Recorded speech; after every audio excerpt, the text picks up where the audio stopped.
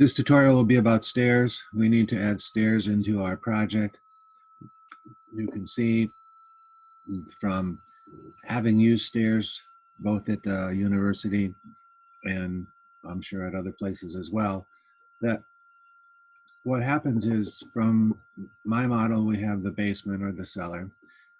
I've got the stairs coming up to a landing, which is very similar to the stairs that we have in at the university.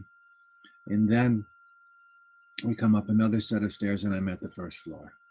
Then I go from the first floor up a set of stairs to a landing, and then up another set of stairs to the second floor.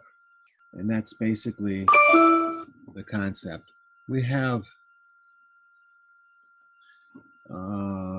three different major types of stairs.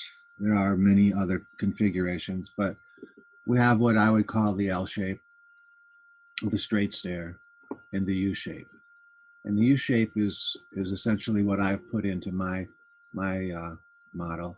And the advantage of the U shape is that the up and the down, meaning if I'm on the first floor and I want to go down, or if I'm on the first floor and I want to go up, both start from a landing approximately right here. Then that's the major advantage of the U shape, is the entrance and exit from the stairs. However, a straight stairs would have an up on one side and a down on another, which means that somehow you have to be able to get to the up, so you have to have some kind of circulation here. You also need to get to the down, so you need some sort of circulation here, and then you have to connect those two. So you take potentially more real estate, and it becomes a more complicated layout.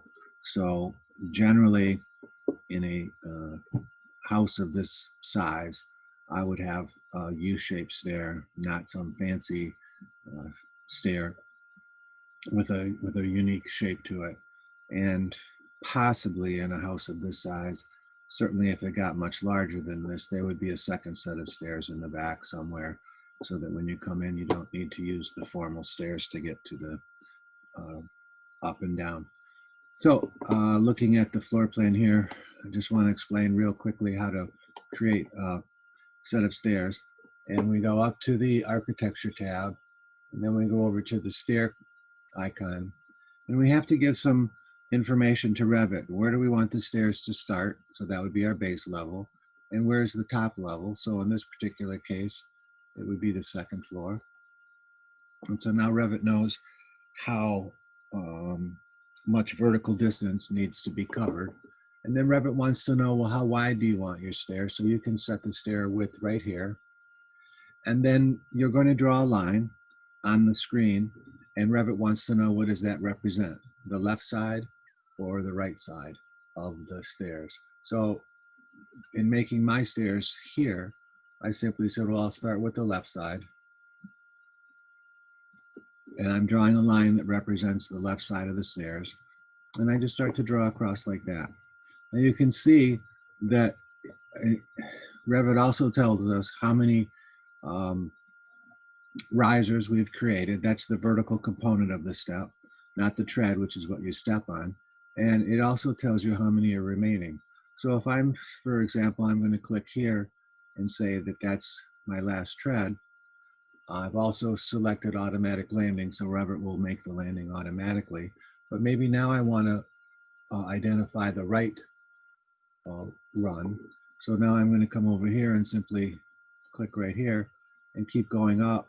And Revit's going to continue creating risers and treads until it's created enough to satisfy the constraints, which say first to second floor.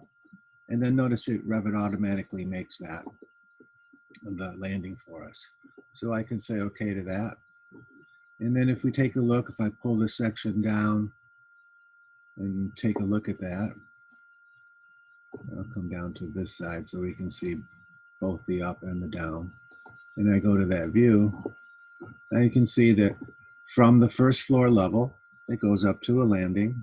And then from the landing, it goes up to the second floor, and it needed, I put a certain number of risers here, but it needed more risers on this side in order to actually reach the second floor. And that's a very quick tutorial. There's plenty of other customizations that we can do, but it's pretty much time. And I do that from floor to floor. So in the lower level, I would do the same thing. I would say stairs. Where does it start? Well, it'll start at the bottom of the basement wall. There's a floor slab on top of the bottom of the basement wall sits on a footing, and the floor slab sits on that footing, so it would be 4 inches taller. So I've raised it up.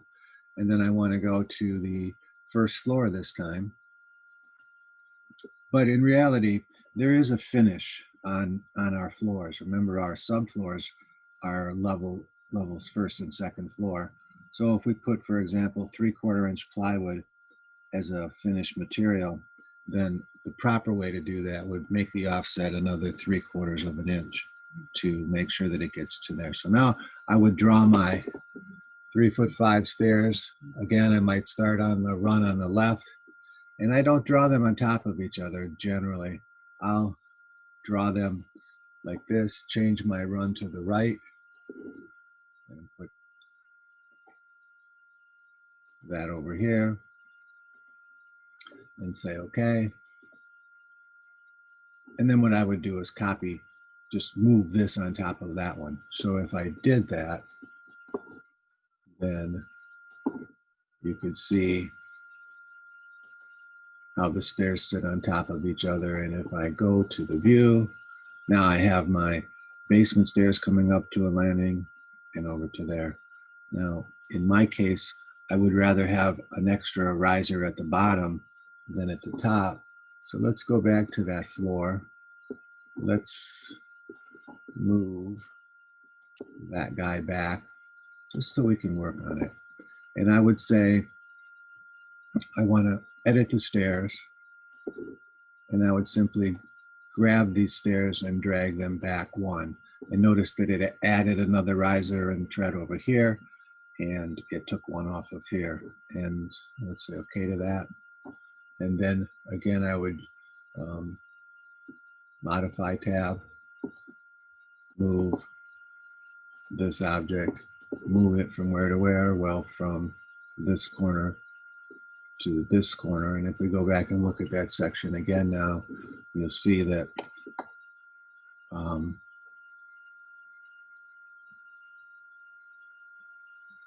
I have one, I should have had one more down here and one less up here. Let's see, first floor. I might have moved the wrong one, but you get the idea. And if you take a look at the section over here, this is what I was trying to accomplish, was I added that extra tread downstairs rather than on the second level, or this part right here, because my original stairs came over here in front of the door. So I took one of the risers away from here and I added one more down here. Let's go back to that first floor plan, and maybe this will make a little bit more sense. So this is my building pad, not my floor. There's a footing underneath here, and then there's a slab that goes up 4 inches there. So this is really the building pad. We can hide that. Is that might be a little confusing, but the floor slab. So I added another riser down at the bottom run so that I would have one less at the upper run, so that this stair didn't project into the entrance into what I would call an anteroom.